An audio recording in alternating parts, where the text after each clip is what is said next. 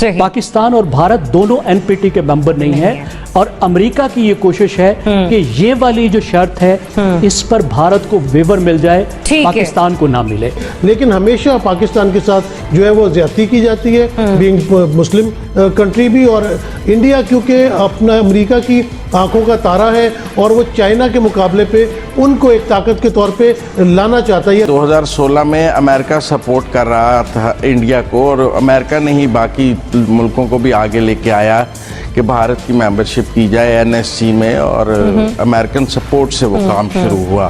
भारतीय फौजियों की भी कैजुअल्टी की खबरें आईं और भारत ने कहा चीनी फौजियों की कैजुअल्टी की भी खबरें आईं, लेकिन एक गोली फायर नहीं हुई क्योंकि वहाँ सीज फायर का मुआहदा है भारत और चीन के दरमियान। ना भारत गोली चलाता है और ना चीन गोली चलाता है, लेकिन ऑन द कॉन्ट्ररी जब वही भारत हमारे साथ आ जाता है तो ना कोई सीज फायर के मुआहदे की परवाह करता है ना कुछ करता। ये एक एक्ट ऑफ वॉर है। वहाँ पर बीजेपी हुकूमत ने बड़ी कोई अच्छी परफॉर्मेंस दी है और इंतखाबात में लोगों ने उनको अपना मैंडेट दिया है।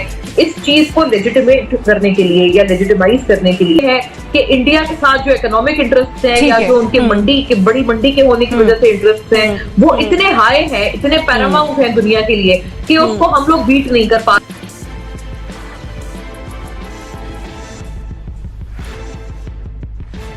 पाकिस्तान की मीडिया में बैठे ये नादान परिंदे जिस एनएसजी का रोना रो रहे हैं, असल में उसका मतलब है न्यूक्लियर सप्लायर ग्रुप, जिसमें अब भारत का आना तय माना जा रहा है। एनएसजी ग्रुप न्यूक्लियर सप्लाईज पर रोक लगाता है ताकि परमाणु शक्ति का गलत यूज ना हो सके। यूएसए के पूर्व राष्ट्रपति जॉर्ज बुश ने भारत की अच्छी साख और साफ रिकॉर्ड के बेस पर पूरी दुनिया के सामने भारत को लाकर एनएसजी का मेंबर बनाने का प्रपोजल दिया था।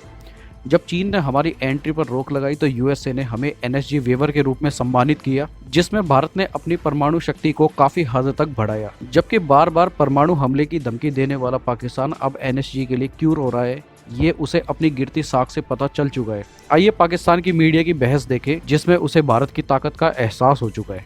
जानिब से जंगबंदी की खिलाफ वर्जी का सिलसिला मुसलसल जारी है और पाकिस्तान को अपने हिकमत अमली को न सिर्फ तब्दील करना होगा बल्कि अपने दिफा को भी मजबूत करना होगा, क्योंकि इस सिलसिले में हम ये भी देख रहे हैं कि एनएसजी रुकनियत पर भारत के मुकाबले में पाकिस्तान से वो सलूक नहीं बढ़ता जा रहा, जैसे कि एक मेंबर को रुकने देने के हवाले से मुनासिब और तवाज़ुन और बैलेंस रख के एक जो सलूक है वो रखा जाता है। फिर देखा यह जाता है कि कहां पर डिपेंड करता है कि किसको मेंबरशिप मिलनी चाहिए एनएसजी की।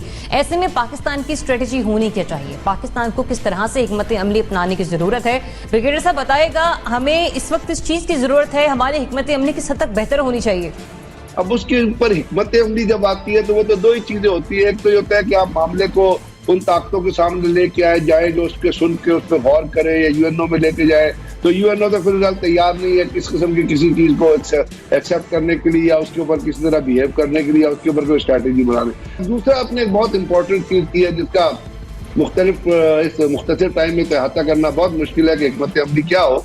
लेकिन आपको पता है एनएसजी का जो पूरे का पूरा जो ग्रुप वजूद में आया था 1974 में ये आया ही इंडियन एक्सप्लोजन की वजह से था।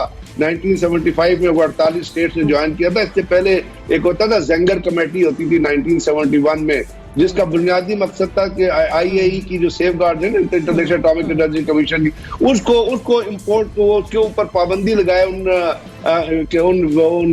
चीजों की जिसको वो ट्रिगर लिस्ट का नाम देते थे, जो इस्तेमाल हो सकती है न्यूक्लियर वेपन बनाने में। फिर जब इंडिया ने धमाका किया तो फ्रांस से प्रपोज किया कि एक ऐसा फोरम बनाए न्यूक्लियर सप्लाई ग्रुप जिसका वजूद में आया। लेकिन उसमें वजूद में आने के बाद आपने देखा एक अभी रिसेंट एक वाकया हुआ है जो जहन में रखिएगा तो आपको तमाम चीज समझ आ जाएगी कि अमेरिका ने टर्की के ऊपर सैंक्शंस लगाई हैं S-408 मिसाइल जो वो खरीद रहे हैं रशिया से। तो उन्होंने टर्की के ऊपर सैंक्शन लगाई है कि जी हमारी टेक्नोलॉजी को उसके खिलाफ है, लेकिन वो सैंक्शन इंडिया भी ने 2018 में मुआहदा साइन किया, रशिया इंडिया के ऊपर वो सैंक्शन नहीं लगी है। तो आप इससे अंदाजा लगा लीजिए कि एनएसजी ग्रुप में कौन है जो मनूवर कर रहा है। और दूसरा सबसे बड़ी डेवलपमेंट जो होगी वो है क्वाड की, जिसमें ऑस्ट्रेलिया है, जापान है और क्वाड में ऑस्ट्रेलिया है जो बड़ा वेसिफरसली सपोर्ट कर रहा है कि इंडिया को जो एनएसजी की में शामिल करके उसको एग्जम्पशन दी जाए। हालांकि इसके अंदर इसकी क्लॉजेस जो पढ़े अगर आप एनएसजी की, उस क्लॉजेस के मुताबिक डिस्क्रिमिनेटरी ट्रीटमेंट हो ही नहीं सकता और पाकिस्तान को इसको ही लेके आगे चलना है कि वो ठीक चाइना, है। आयरलैंड, टर्की, ब्राजील और ऑस्ट्रिया ठीक है ब्रिगेडियर साहब, पॉइंट आपका आ गया, पॉइंट आपका आ गया। मुझे आगे बढ़ने की इजाजत दीजिए। मुजम्मिल साहब, एक तरफ हम देखते हैं कि कश्मीरियों का इस्तेसाल हुआ, फिर दूसरी तरफ भारत ने जंगबंदी की खिलाफ वर्जियां की, और फिर साथ ही साथ पाकिस्तान के अंदर भी भारतीय नेटवर्क जो हैं पाकिस्तान मुखालिफ बहुत से सरगर्मियां सर अंजाम दे चुके हैं। करना क्या होगा अब हमें? मेरी बात सुने, हमने रिसेंटली भारत और चीन का तनाज़ा लद्दाख के ऊपर देखा और वहाँ पर भारतीय फौजियों की भी कैजुअल्टी की खबरें आईं और भारत ने कहा चीनी फौजियों की कैजुअल्टी की भी खबरें आईं, लेकिन एक गोली फायर नहीं हुई क्योंकि वहाँ सीज फायर का मुआहदा है भारत और चीन के दरमियान। ना भारत गोली चलाता है और ना चीन गोली चलाता है, लेकिन ऑन द कॉन्ट्ररी जब वही भारत हमारे साथ आ जाता है तो ना कोई सीज फायर का मुआहदे की परवाह करता है ना कुछ करता। ये एक एक्ट ऑफ वॉर है और मैं समझता हूँ कि जब तक भारत वापस सीज फायर पे नहीं आ जाता, पाकिस्तान को ये ऐलान करना चाहिए कि हमारी भारत से जंग जारी है और ये एक एक्ट ऑफ वॉर है। और हम भी न्यूक्लियर स्टेट हैं, भारत भी न्यूक्लियर स्टेट है, जिस तरह चाइना भी न्यूक्लियर स्टेट है और भारत भी न्यूक्लियर स्टेट है, तो उनके दरमियान एक सीज फायर है। अगर हम इसको दुनिया के पास नहीं लेके जाएंगे और कहेंगे कि हम पर चलने वाली गोली को हम अपने ऊपर हमला तस्वर करेंगे, तब तक दुनिया भी हमारे ऊपर चलने वाली गोली के लिए हमारे साथ खड़ी नहीं होगी और इसकी सीरियसनेस नहीं लेगी। वो कहेंगे दोनों मुल्क आपस में लगे हुए हैं, कोई बात नहीं।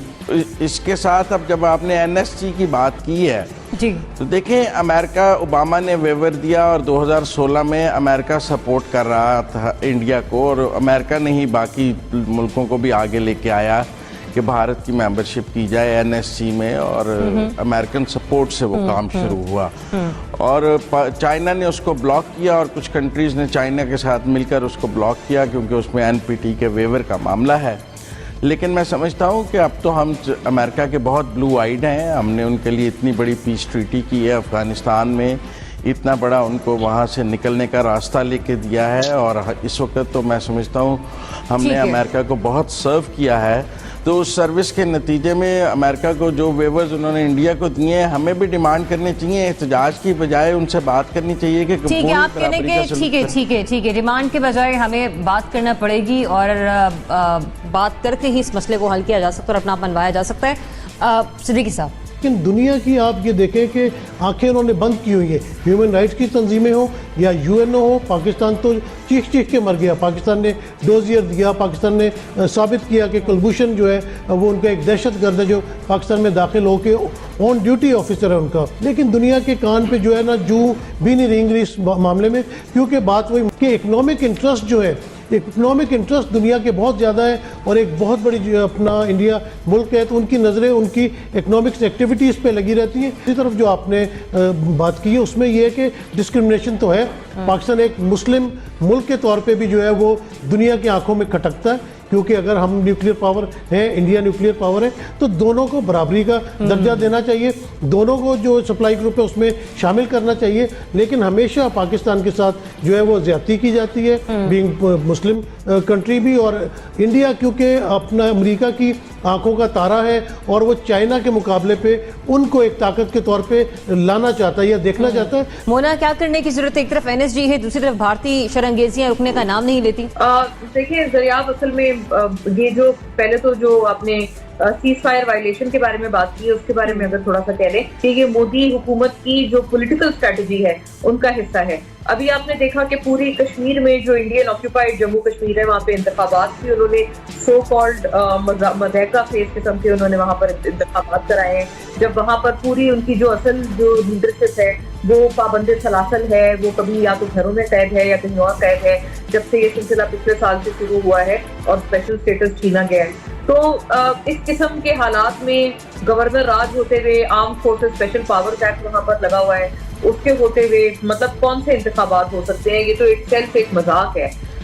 तो खैर ये अपनी जगह बात है। और फिर इसकी वजह से उस पूरे इंतखाबात में जो इन्होंने ये दिखाने की कोशिश की है कि वहाँ पर बीजेपी हुकूमत ने बड़ी कोई अच्छी परफॉर्मेंस दी है और इंतखाबात में लोगों ने उनको अपना मैंडेट दिया है, इस चीज को लेजिटिमेट करने के लिए या लेजिटिमाइज करने के लिए भारत ये इस किस्म की जो वाकयात हैं हमारे एलओसी पर और इसकी खिलाफ वर्जियां, मुझे लगता है इस वजह से इसमें हमें आए दिन आजकल बिलखुसूस इजाफा नजर आ रहा है। अच्छा, इसका जो हल है, अगर इंडिया और पाकिस्तान के पर्सपेक्टिव से हम ना भी देखें तो बड़ा सिंपल सा हल है कि यूएन का जो मिलिट्री ऑब्जर्वर्स ग्रुप है इंडिया पाकिस्तान के लिए, उसको दोनों इतराफ पर ऑपरेट करने दिया जाए। आप सिर्फ इस बात से अंदाजा लगा रहे हैं कि अगर इस अमल के बाद भी दुनिया चुप है, EU की डिसइंफो लैब ने जिस तरह से एक्सपोज किया है भारत को, उसके बाद भी दुनिया चुप है, डोजियर के बाद भी दुनिया चुप है, तो जाहिर है इसका मतलब ये है कि इंडिया के साथ जो इकोनॉमिक इंटरेस्ट हैं या जो उनके मंडी के बड़ी मंडी के होने की वजह से इंटरेस्ट हैं, वो इतने हाई हैं, इतने पैरामाउंट हैं दुनिया के लिए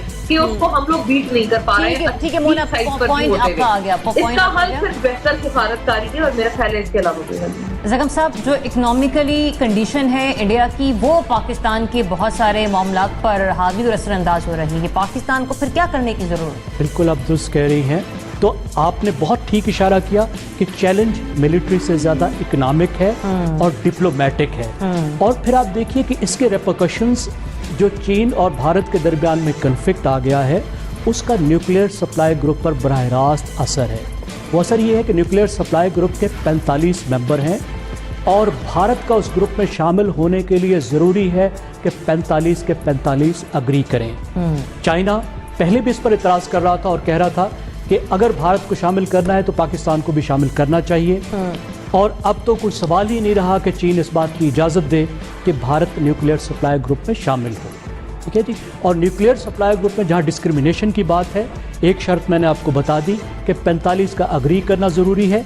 दूसरी जो शर्त है वो ये है कि तमाम जो भी मुल्क मेंबर बनता है न्यूक्लियर सप्लाई ग्रुप का, उसका NPT का पहले से मेंबर होना ज़रूरी है। पाकिस्तान और भारत दोनों NPT के मेंबर नहीं हैं और अमेरिका की ये कोशिश है कि ये वाली जो शर्त है इस पर भारत को वेवर मिल जाए, पाकिस्तान को ना मिले। तो ऐसा मुझे उम्मीद है ऐसा नहीं होगा। आलमी ताकतों के यहाँ पर हम देखना जारादारी है और इकोनॉमिकली पॉइंट ऑफ व्यू से लेकर देखा जाए तो इस वक्त चाइना जो है वो भी एक उभरती हुई स्टेट है, साथ ही साथ इंडिया भी बहुत बूमिंग और ब्लूमिंग। लेकिन यहाँ पर चैलेंज जो है वो मिलिटरीली नहीं है, जैसे कि जगम साहब ने भी फरमाया, हमें इकोनॉमिकली पॉइंट ऑफ व्यू से और डिप्लोमेसी को अपनी बहुत बेहतर करने की ज़रूरत है। सिर्फ यही वो दो ऐसे तरीके हैं कि जिससे हम भारत की जो जंगें हैं या भारत की जो पाकिस्तान मुखालिफ सरगर्मी हैं